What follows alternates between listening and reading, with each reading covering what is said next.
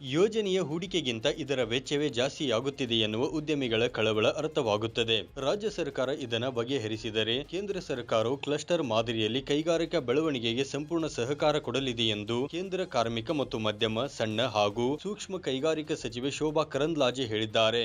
ಬೆಂಗಳೂರಿನ ಜಾಗತಿಕ ಹೂಡಿಕೆದಾರರ ಸಮಾವೇಶದಲ್ಲಿ ಅವರು ಗುರುವಾರ ರಾಜ್ಯದ 30ಕ್ಕೂ ಹೆಚ್ಚು ಸಾಧಕ ಎಂಎಸ್ಎಂಇ ಉದ್ಯಮಿಗಳಿಗೆ ಎಸ್ಎಂಇ ಕನೆಕ್ಟ್ ಪುರಸ್ಕಾರ ಪ್ರದಾನ ಸಮಾರಂಭದಲ್ಲಿ ಮಾತನಾಡಿದರು. ಇದೇ ಸಂದರ್ಭದಲ್ಲಿ ಅವರು ಕರ್ನಾಟಕದಲ್ಲಿ ಹೆಚ್ಚು ಹೂಡಿಕೆ ಮಾಡುವಂತೆ ಕರೆ ನೀಡಿದರು. ಕಾರ್ಯಕ್ರಮದಲ್ಲಿ ಸಂಯುಕ್ತ ಅರಬ್ ಸಂಸ್ಥಾನದ ಸೌದಿ ಅರೇಬಿಯಾ, ದೋಹಾ, ದುಬೈ ಮುಂತಾದವುಗಳೊಂದಿಗೆ ಮಾಡಿಕೊಂಡಿರುವ 820 ಕೋಟಿ ರು ಹೂಡಿಕೆ, ಕೆಎಲ್ಇ ಸೊಸೈಟಿ, ಶಿವಶಕ್ತಿ ಶುಗರ್ಸ್ ಕಾರ್ಖಾನೆ ಮಾಡುತ್ತಿರುವ 1000 ಕೋಟಿ ರು ಹಾಗೂ ಇನಾಮದಾರ್ ಶುಗರ್ ಸಂಸ್ಥೆ 250 ಕೋಟಿ ರು ಮೊತ್ತದ ಹೂಡಿಕೆ ಒಡಂಬಡಿಕೆಗಳನ್ನು ಪ್ರದರ್ಶಿಸಲಾಯಿತು. ಕಾರ್ಯಕ್ರಮದಲ್ಲಿ ರಾಜ್ಯಪಾಲ ತಾವರ್ ಚಂದ್ ಗೆಹ್ಲೋಟ್, ಉಪಮುಖ್ಯಮಂತ್ರಿ ಡಿಕೆ ಶಿವಕುಮಾರ್, ಸಚಿವರಾದ ಎಂಬಿ ಪಾಟೀಲ್ ಮಾತನಾಡಿದರು. ಇನ್ನು ಸಚಿವ ರಾಮಲಿಂಗಾರೆಡ್ಡಿ, ಚೆಲುವರಾಯಸ್ವಾಮಿ, ಕೈಗಾರಿಕಾ ಇಲಾಖಾ ಪ್ರಧಾನ ಕಾರ್ಯದರ್ಶಿ ಶೆಲ್ವಕುಮಾರ್, ಡಾ ಪ್ರಭಾಕರ್ ಕೋರೆ ಉಪಸ್ಥಿತರಿದ್ದರು.